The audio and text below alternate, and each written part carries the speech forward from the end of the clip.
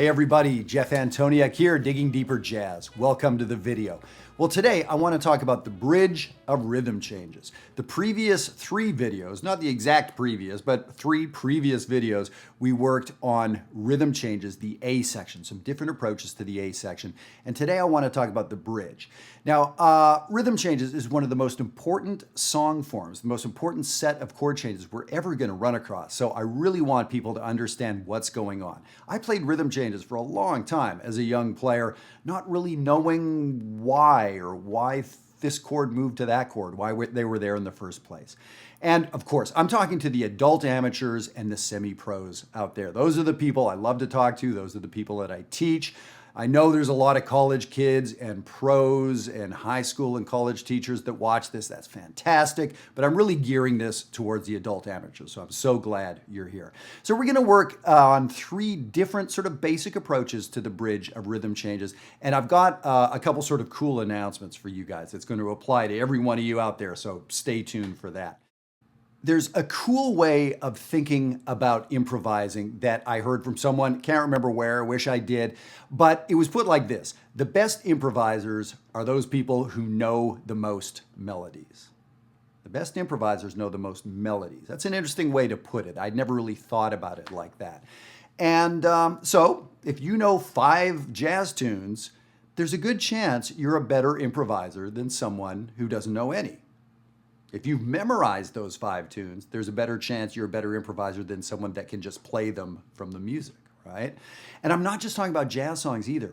Can you play Happy Birthday on your instrument? Can you play a folk song from the country you live in or the culture that you're from originally or something like that? Just good melodies. If it's a good enough melody that it's in your head, do you know it well enough to play it? When you have a bunch of melodies in your head, when you understand how melodies work, that makes you improvise better. The more I think about it over and over, that's really what this stuff is about. And that's sort of my first approach I want to take with rhythm changes.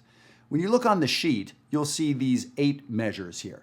And it's D7 for 2 measures, G7 for 2 measures, C7 for 2 measures, F7 for 2 measures, and then we resolve to the B flat major chord that begins the last A section. Rhythm changes is in B flat, typically, and the bridge starts on a D7. So if you just remember, the bridge starts on the 3rd of the key I'm in. Now look at how the chords progress. Do you see anything about the intervals between the D7 and the G7? The G7 and the C and the F and the B flat. Yes, those are ascending fourths. That's the circle of fourths. Actually, the very previous video to this was a video I did on the circle of fourths. Definitely look at that if you haven't yet, and that'll give you a really good sense of what's going on with the bridge of rhythm changes. It's literally 5 stops around the circle of fourths. D to G to C to F, resolving to B flat. So there you go. That right there is huge, just understanding that. So I understood that after a while. It was years later that I realized, like, wow, the bridge is actually a big 3, 6, 2, 5, 1 progression in the key of B flat. And those of us that know a little bit about chord progressions in jazz, 3, 6, 2, 5, 1 is a thing. It's actually the A section of rhythm changes. So that's a really big deal, just understanding why those chords are there. They're not random. They weren't there just because George and Ira Gershwin thought, wonder what this one sounds like. No, there's some science behind it. So here's the first approach I want to take to rhythm changes, and that is going back to this, do you know some good melodies? So literally, do you know a good melody that fits over 2 measures of D7? Is there something you know how to play? So it could literally be a melody like, let's say, Sweet Georgia Brown.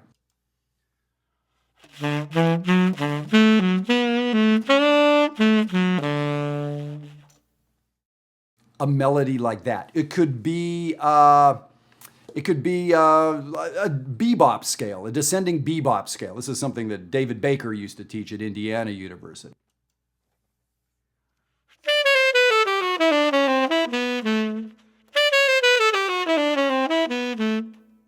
When we get to the G chord, G chord makes me think about the bass line to the Cedar Walton song Bolivia.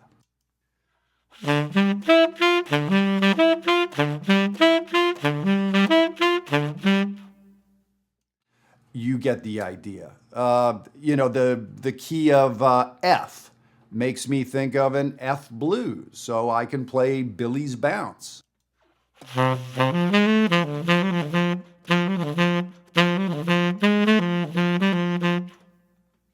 Do you know something melodic to play? It could be a lick. It could literally be a melody. It could be a scale that you know fits. Start collecting things to play.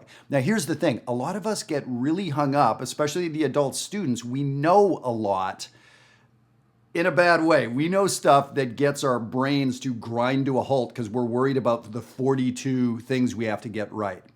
I'm saying forget all that. A lot of us are thinking, well, okay, I'm playing this D7, but it has to resolve to the G and it functions as a... No. How about say a good sentence in the key of D? Can you say a good two-measure sentence in the key of D? That's all you have to do.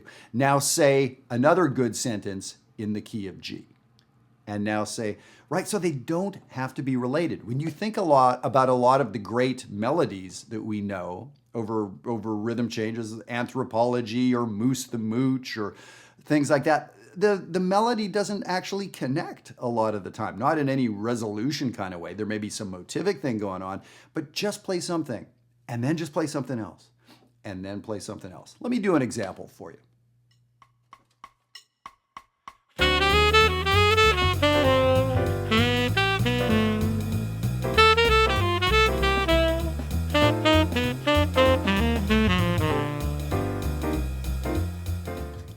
So there, I played one time through the bridge. I tried to play things that were as disconnected as possible. I just said a sentence, I said a different sentence. Hey, my name's Jeff. It's kind of cloudy outside today. I'm wearing a gray shirt. And just say a couple things. Is it a little disjointed? Yeah. Would you want to have a conversation with me on the street? Possibly not. But it gets you through. Just think a sentence at a time. Don't worry about the next sentence. Let me do one more for you.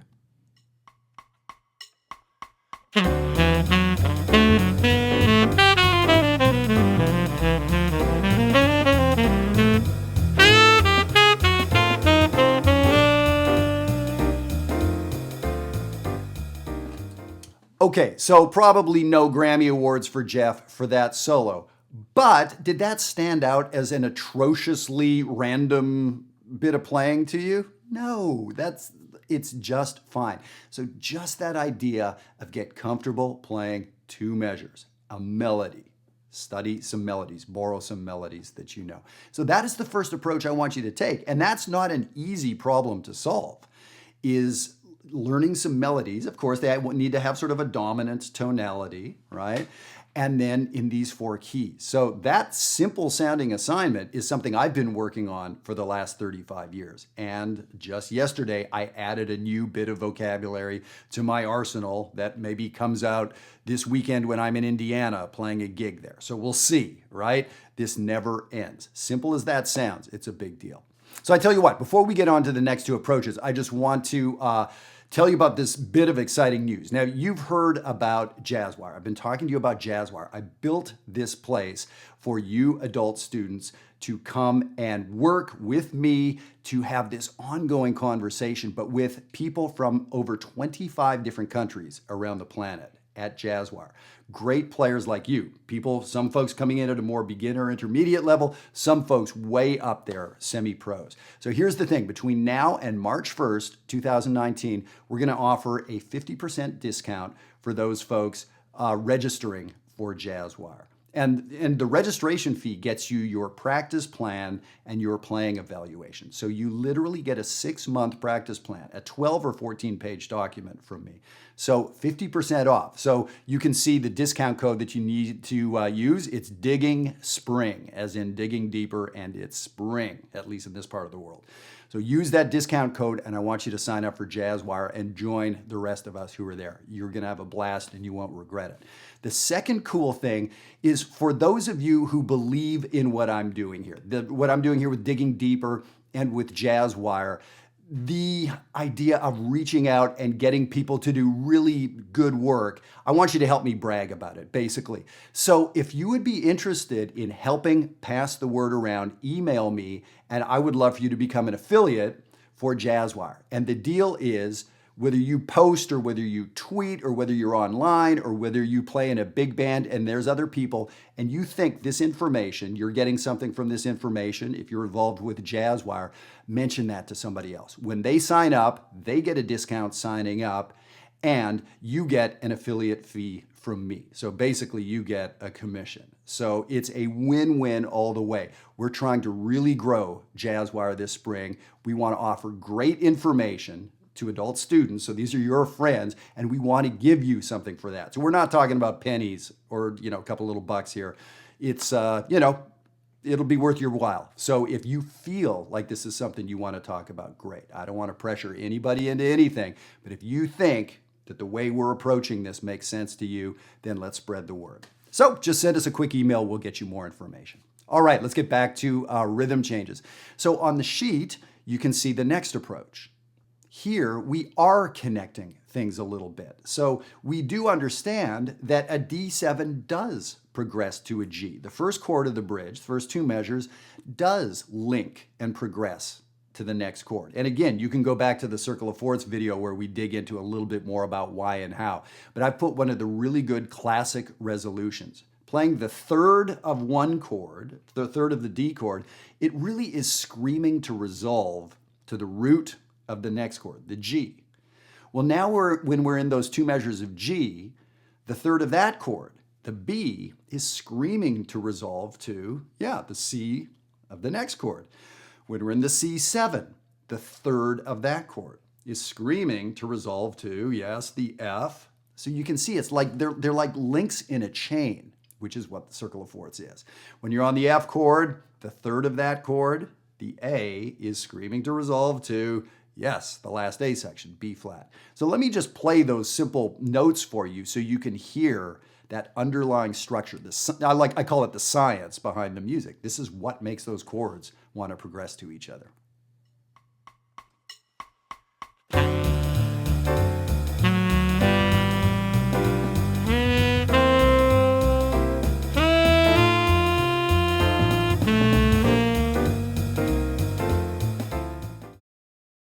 Okay, so is there something special about the rhythm? I think the way I have it written out, the third shows up, on beat 3 of the second measure. No, I mean, frankly, that note could be anywhere in those two measures, but when it's closer to the end of the measure, maybe right at the end of the measure, we can hear that progression. So let me play through it one more time, and I'll start embellishing it a little, but you should still be listening for this root, becomes the third, becomes the next chord, becomes the third. So that's still going to be the structure of what I'm using here.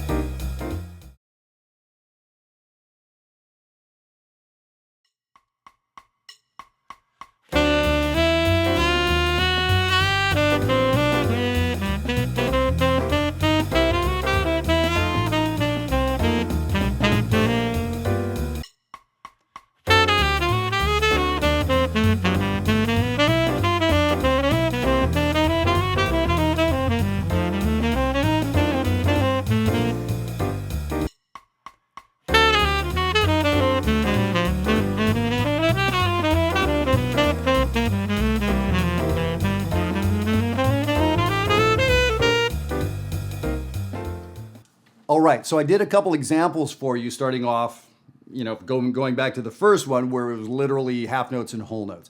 So then I started embellishing a little bit by, even just a little rhythmic embellishment, not adding new pitches. Then I did one where I started adding some other chord tones. So then I started moving a little bit more, but I made sure each time my resolution was the third of the chord I was on to the root of the next chord. If you know about enclosures, I've done some videos on enclosures, and that's something you need to know about, especially when you get to a more intermediate advanced level of playing. I started doing some enclosures which allow me to use that third to the root resolution. So again, that's simple, right? I mean, I think everybody pretty well understands what I'm talking about, but you're going to spend decades working on this. It's one of those, to me, one of those incredibly deep truths that's really hard to do, like get enough sleep or sit up straight or resolve your thirds to the root. Really hard to do. Now I want to sit up straighter. Okay. It's really on that level of deep human truths that you'll spend the rest of your life on. I'm getting like out of hand here with it, but it's kind of that. Okay, so that's a great one to work on. Last one, I have a sort of tangible exercise for you here. And what it is the regular rhythm changes is 2 measures of that dominant chord. But here's what jazz musicians love to do. When we have 2 measures of a dominant chord, we think to ourselves, well, a dominant chord is a 5 chord. That's how dominant chord is a 5 chord. So if D7 is 5, what is 2? So we have to do this weird reverse engineering. If D7 is 5, 5 of what? D7 is 5 of G. So if G is 1 and D is 5, what is 2? Well, 2 is A. And we know that 2 chords are A minor. That may have been kind of fast for some folks. So that we're talking about minor 2 5s. And again, Jazzwire, that's the place to get up to speed at your speed with this stuff. So when we see that D7, we understand we can put an A minor before that. So instead of 2 measures of D7, we can play a measure of A minor and a measure of D. When we go to that G7 chord, instead of playing 2 measures of G7, we can put its 2 in front of it, D minor to G7. When you think about D minor and G7, they're the same notes in the scale. D minor, D Dorian are the white notes on the piano. G7, G Mixolydian are the white notes on the piano. So it's not outrageous to insert a D minor where there used to be a G7. Here's the thing, the piano player, the bass player may not be doing those substitutions, but we can do it over top. So let me play that exercise that I wrote out for you. The rhythm section over here in iReal Pro, which I use, is they're just gonna be playing straight dominant chords. So this is a cool beginning to chord substitutions that you can use. Here we go.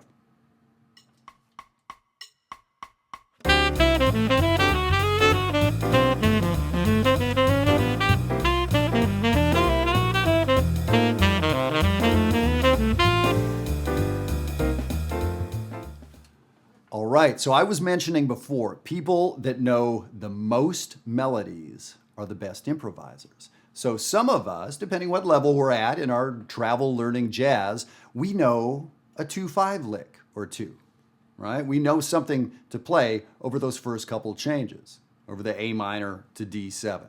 So now all of your 2-5 licks, or all of your minor licks, now get to be used here. If you only just know a minor lick, great, play a minor lick, play a dominant lick. So there's 3 different approaches, all sort of based on melodic playing, but it does get into the chord changes. So really my biggest thing for you here, I think the first approach is fantastic. Just that idea of learn a couple good melodies that you can play. Again, those can be licks, those can literally be melodies. And as you start thinking that way, you don't get bossed around by the chords so much. The chords aren't telling you, oh, play this third, play this seventh. Yes, that's in there, but the melodies, people better than you and me before us wrote these great melodies, played these great licks, sung these great songs to help us understand how the melody fits the harmony.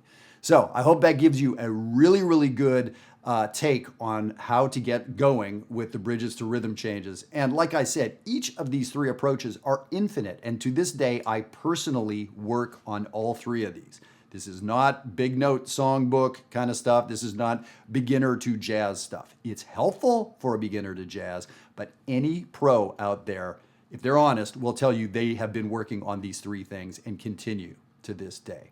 So please take advantage of this 50% off to join us at Jazzwire before May 1st. Our goal is to grow the community. We have an amazing community right now, but the bigger the numbers get, the more interesting the conversations. And Jazzwire is about these conversations with these great musicians from all over the world.